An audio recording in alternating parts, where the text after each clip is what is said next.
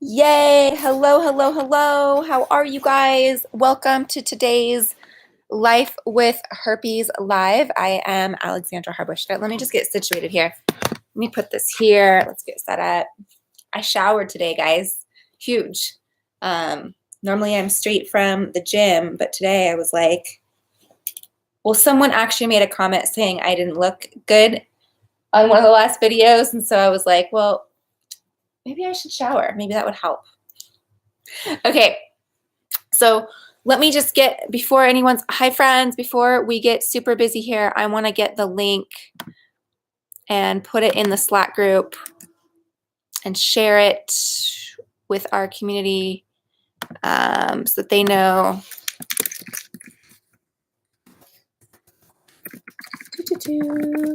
And YouTube.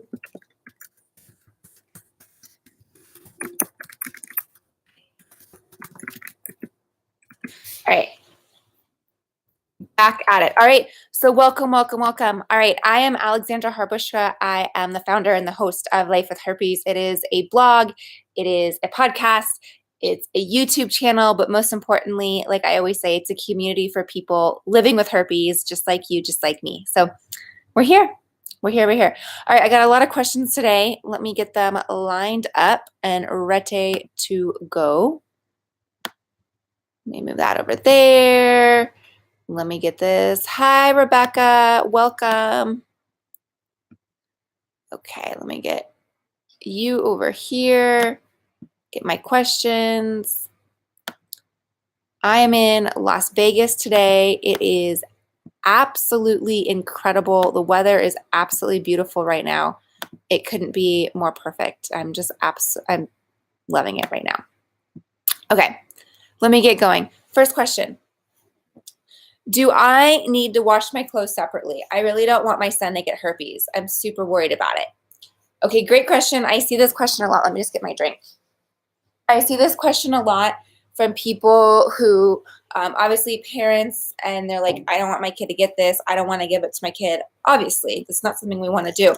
And no, you don't need to wash your clothes separately. I know that was something I was concerned about when I was first diagnosed. I was like, oh, do I need to tell, anyone I do laundry with, roommates, whoever, that they get it for the laundry? And the answer is no. If we keep it, we use soap and throw it in there. No, you're totally fine. You can combine your laundry. Don't sweat it and don't worry about that. Really quick, I did not mention, okay, so it is, go to lifewithherpes.com if you're not a member, if you've not heard of this, or you're like tuning in, you're like, what are we talking about?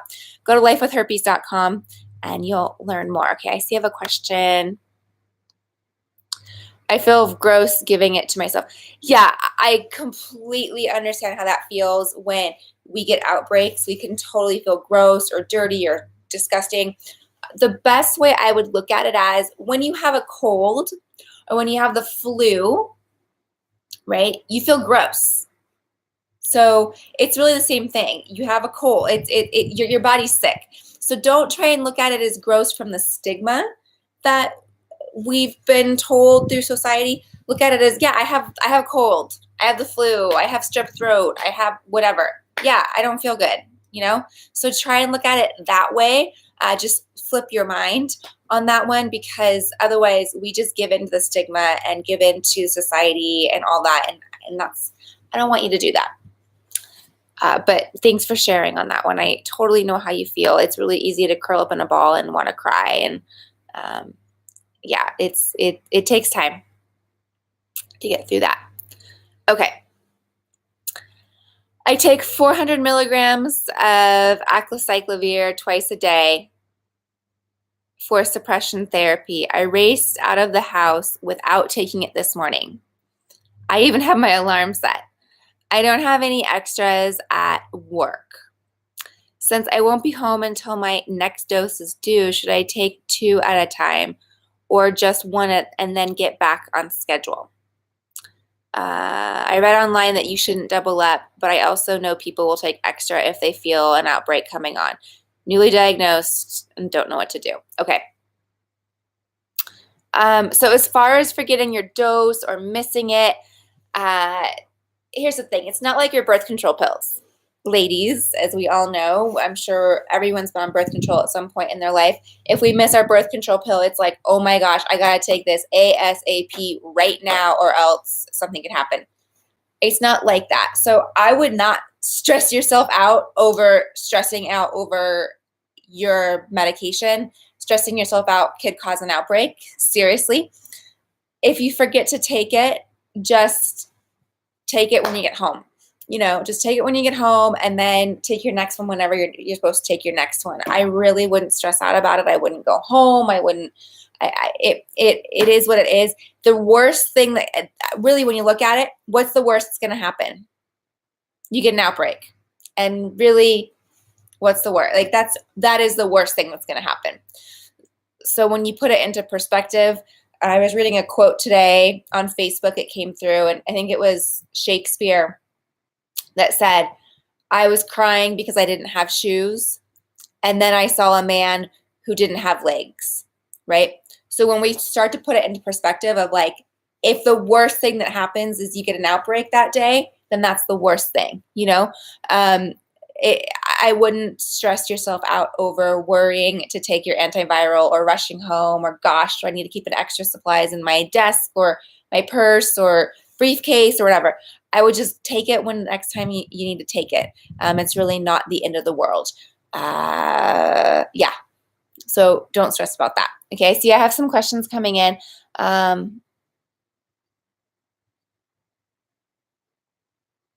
Okay. So I'm going to answer the first one that came through. I recently met someone that ended up actually telling me that he himself had genital herpes. My issue is that because I have never. So from what I'm saying is someone you're dating has herpes and you don't have herpes, or you didn't tell him you have herpes and you have it. So can you clarify on that one, Danielle, and let me know what you mean by that?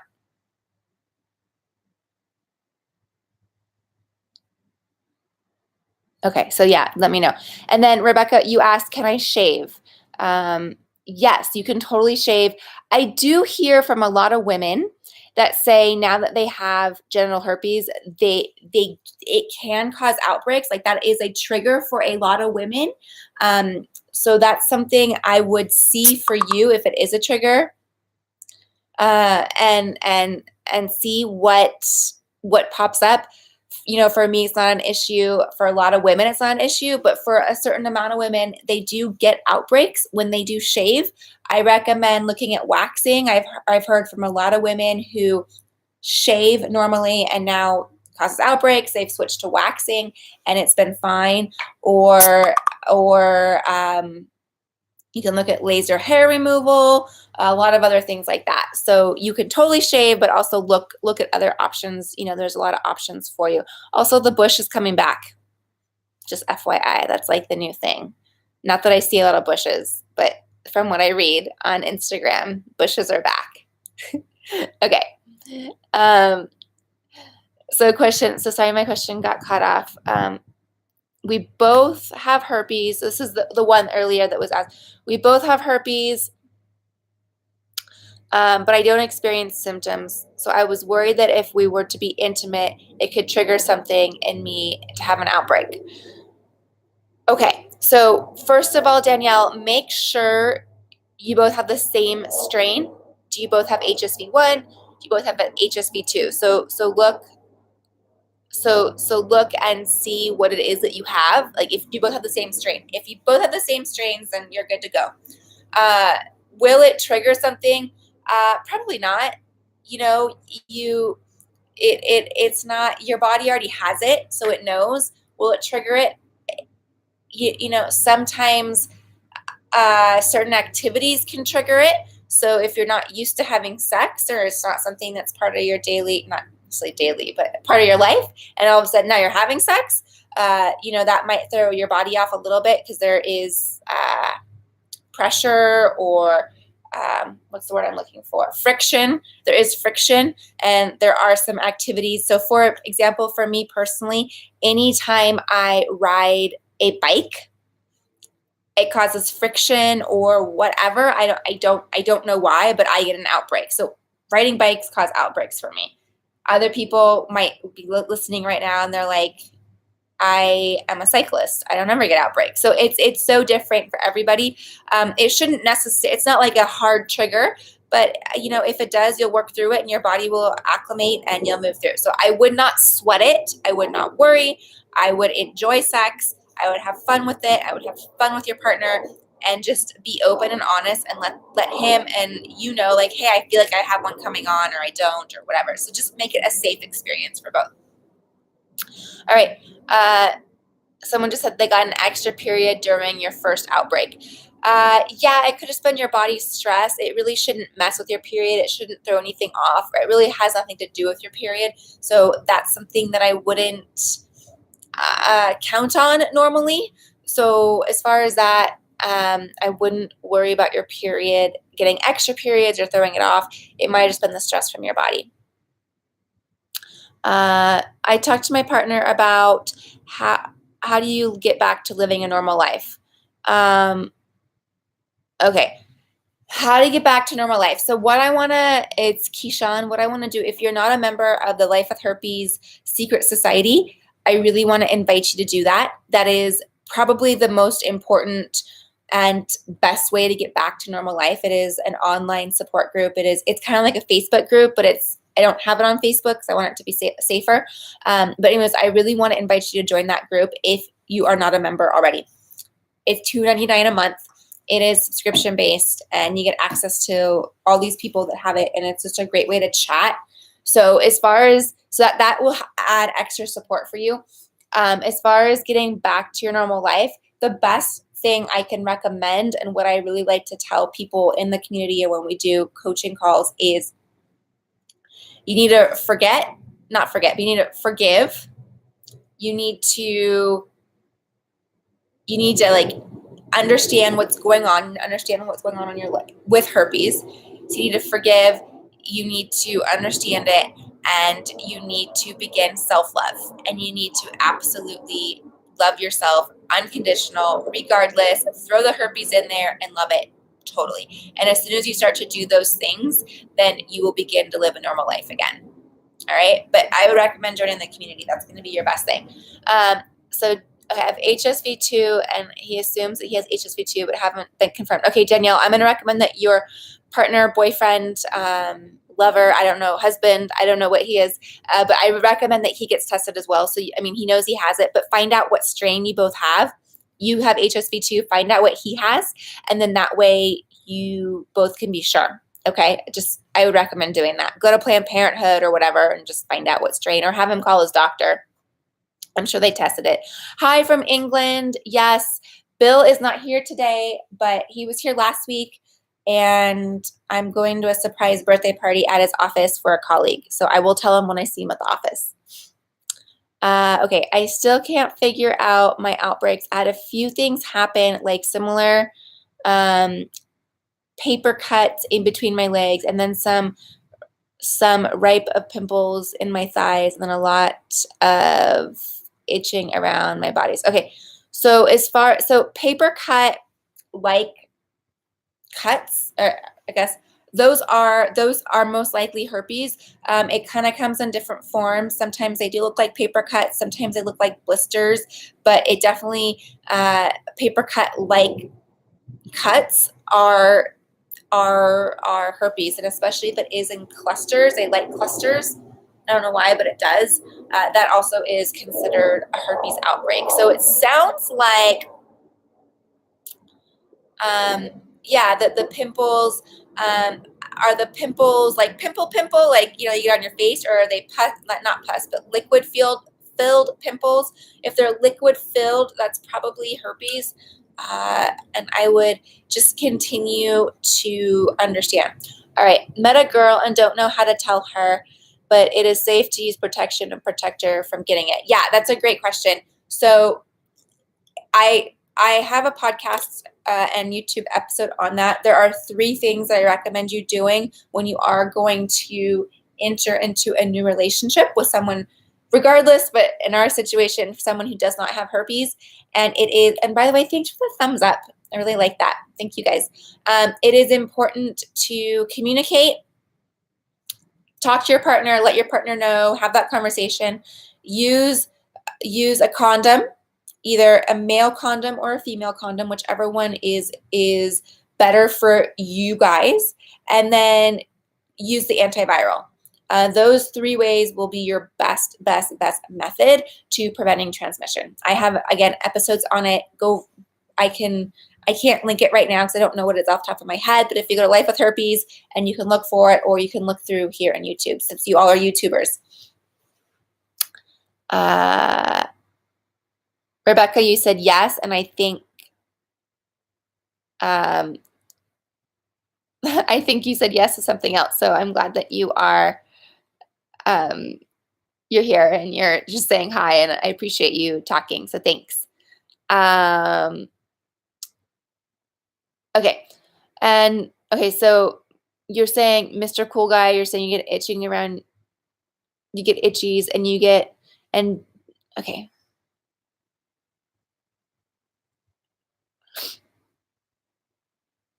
Okay, so sorry guys, I was just reading and jumping and I don't mean to like zone out. So I was just reading 2 different comments from the same person. So Mr. Cool Guy, you're saying that you get like ingrown hairs or pimples. So I was talking to someone on Tuesday in our community, and she was like, I had no idea I had genital herpes. I had an ingrown hair. I thought I went in to have it pulled out because it was just this blister and thinking I had this ingrown hair, and she's like, it ended up being herpes. So there's a lot of times ingrown hairs get misconstrued or misinterpreted for herpes. So if you're getting ingrown hairs and you have blisters or you have pimples in your genital region, or bug bites, I thought I had a mosquito bite and it was an outbreak. When in doubt, assume it is herpes since you have herpes. But if you begin to know your body, you'll begin to know and tell the difference. Remember, paper cuts look like outbreaks. Little blisters that are liquid filled look like outbreaks. They like to be in clusters, all of that. So keep in mind that is something that an outbreak can be. Let me have another sip of water, guys.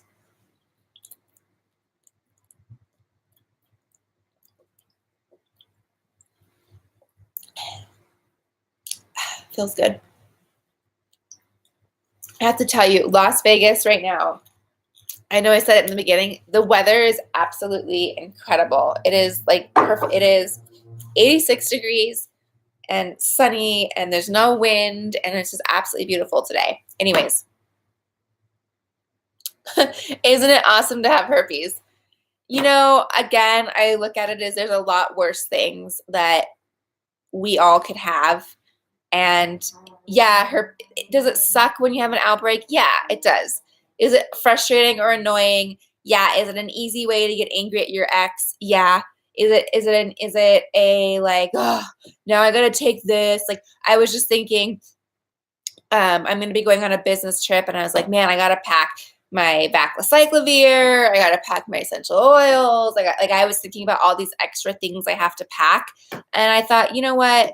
I would much rather pack that than have it.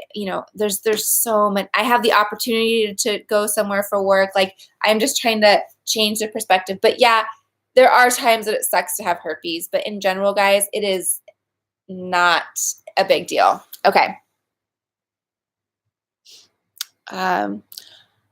Here from Kylie, I have oral herpes. If I touch my lips when having an outbreak, then accidentally touch my genitals, will I get genital herpes? That is a really good question. And yes, it is possible.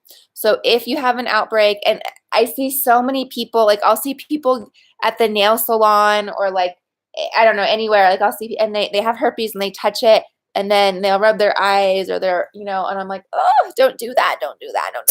But they're strangers. I don't want to like go up and tell them. I've tried that before though. I've gone up to people before and been like, you know what's going on and you should really wash your hands. But then that didn't go well. So I don't do that anymore.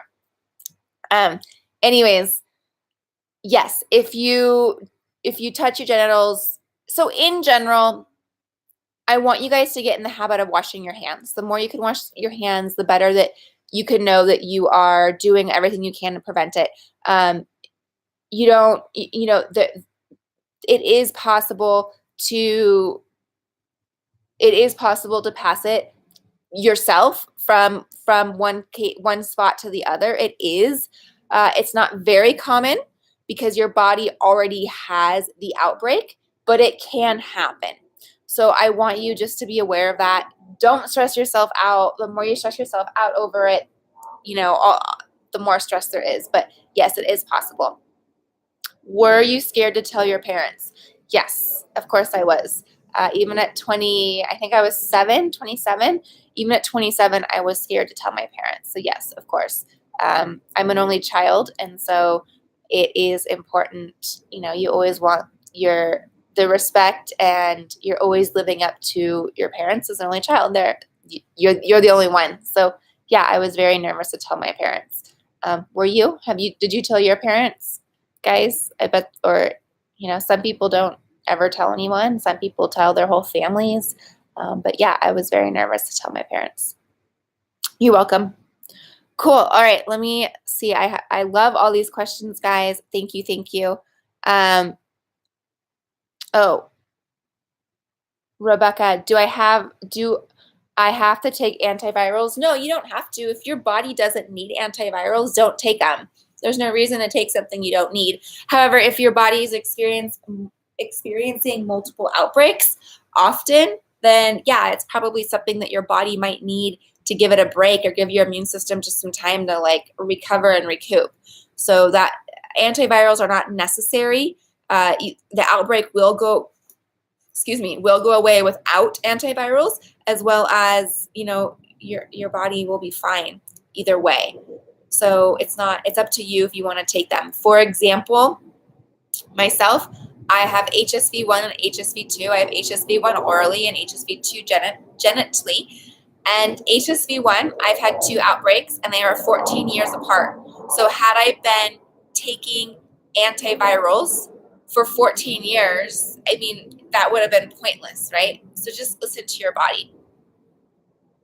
What is the best way to break it down to your parents? That's a great question. No one's ever asked me that before. I think it's going to depend on your parents. Let me think about that.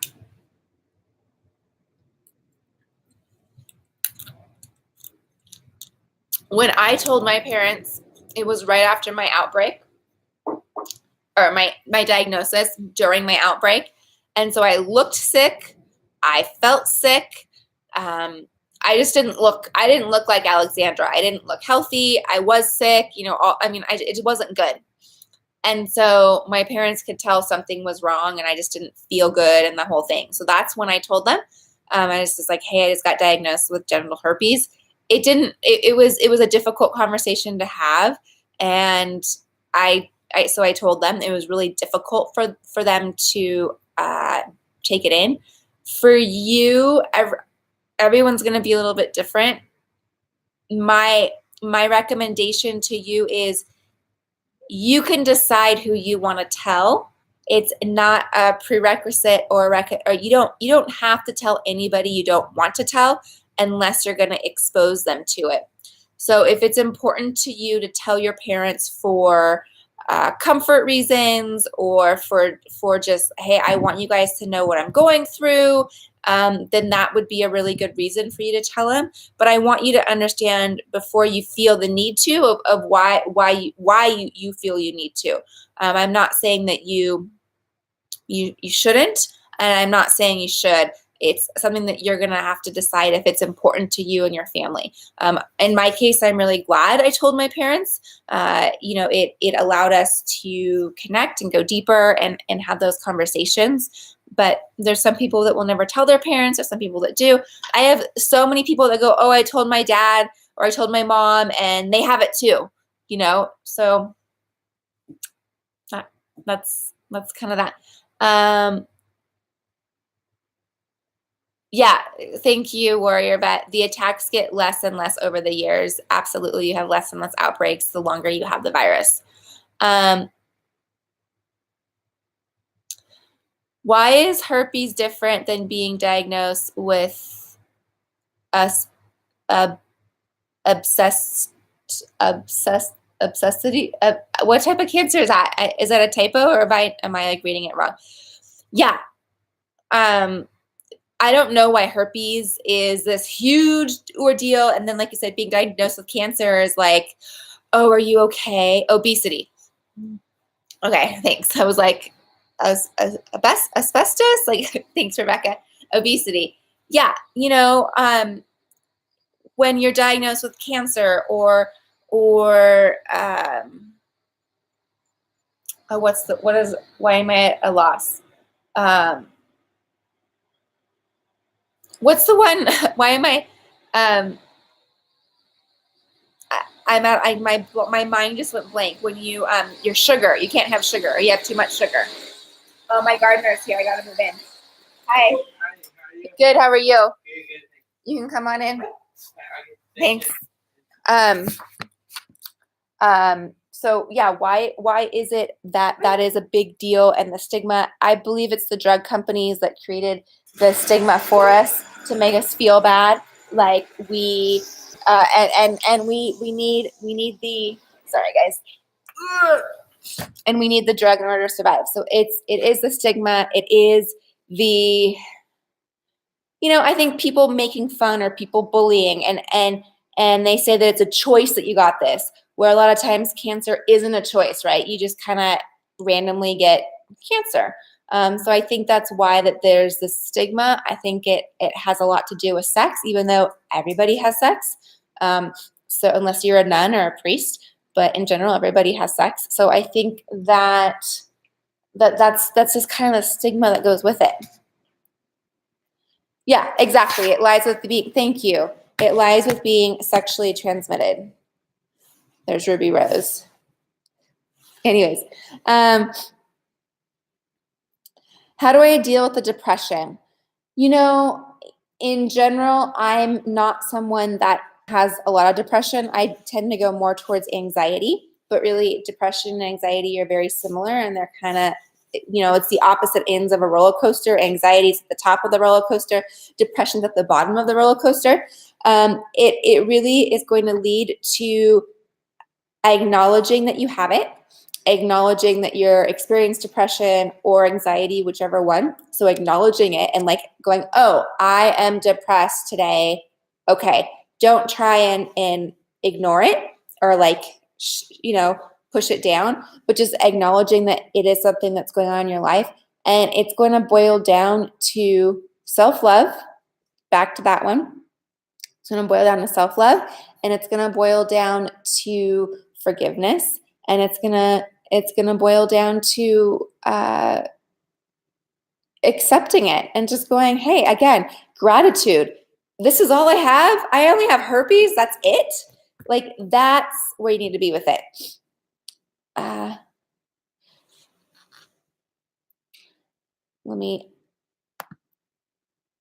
To me, the stigma lies with the lack of it. When people, yes, it's so funny, guys. Like, YouTube like blocks some of the comments when they use words like sex or pussy or like anything like that. But obviously, in our conversation, I want it here. But it's just funny. Like, YouTube like sends me this warning of like, allow, block. Anyways, it's just funny when I read the comments. Okay. To me, the stigma lies with the look of it. When people hear about herpes, they see those grotesque pictures from sex ed with thousands of bumps on and puss. Yeah, totally. And yeah, I have a cold on my pussy. Absolutely. Yeah, that's all it is. Don't be sorry. Pussy's not a bad word. But yeah, absolutely. It's just like having a cold. It's it. I told my mom during the first outbreak. She was clueless. Besides, I couldn't stop crying. Yeah, when it is important to find the comfort and get past the stigma. If it's something you want to tell people, get past it and tell them. Don't make it a big deal. But if you're like, super scared about it and dealing with that, then I want you to understand why you feel the need to tell people. Is it for comfort? Is it to be angry with you? Is it misery loves company? All that. Should I apply a lot of lip balm when I'm having an outbreak, or what should I put on my lips? I'd recommend coconut oil. Coconut oil is going to be a good thing to put on your lips. I wouldn't use your lipsticks and all that, because then the virus is going to be on there. And I'm kind of funny. Like, I don't use lipsticks when I have a cold or whatever, because I'm like, it's a germ thing. It's just in my mind. But I would use coconut oil. You're right. There should be zero stigma whatsoever. It shouldn't be a big deal. Kind of like HPV, human papillomavirus, there is no stigma with that one. And there shouldn't be. So, yeah, herpes should not have, especially when there's so many people that have herpes, oral or genital, and it's just a part of life. All right, my friends, I'm going to wrap it up. I enjoyed spending the last half an hour with you all. I see I have one more question. I had a friend argue with me saying that you can die from herpes, and another was like, oh, can't you go to the doctor and get rid of it? And my mind was blown on how people have no knowledge of the virus. I know. Yeah, I've had people saying like, well, I don't want to die. And I'm like, you're not going to die from herpes. Why would you not date someone? No, you're not going to die from herpes. You can't get it. Is in your, you do have it for the rest of your life, but you cannot die from it. Period. The end. It's not a big deal. You're welcome. Thanks for being warriors with me and breaking the stigma and finding out and doing your due diligence and learning and doing everything you can do. If you are not a member of the Life with Herpes community, I definitely want to invite you to do that. It is lifewithherpes.com. Come and join. I really, really, really want you guys to get the most out of your membership, and the best way is to be surrounded by other people like myself and all you guys who have herpes. We all have herpes, and we can talk about it and join the community. It really is a great way to join. It is $2.99 a month. It is an online community with over 500 people in it, so it's super active, warm, loving, and great. So I'd love for you guys to join. I'm going to put the link right here in lifewithherpes.com. So go there, check it out. As I'm doing this, I just realized how hard it is to be a teacher if you're like writing on the board and trying to talk. This is like super hard. Anyways, all right, my friends, I will see you all next week. I will be in a special location, so you'll have to stay tuned. It'll be a fun location. So stay tuned. I will see you all soon. Ruby Rose is now passed out. All right. See you all. Bye.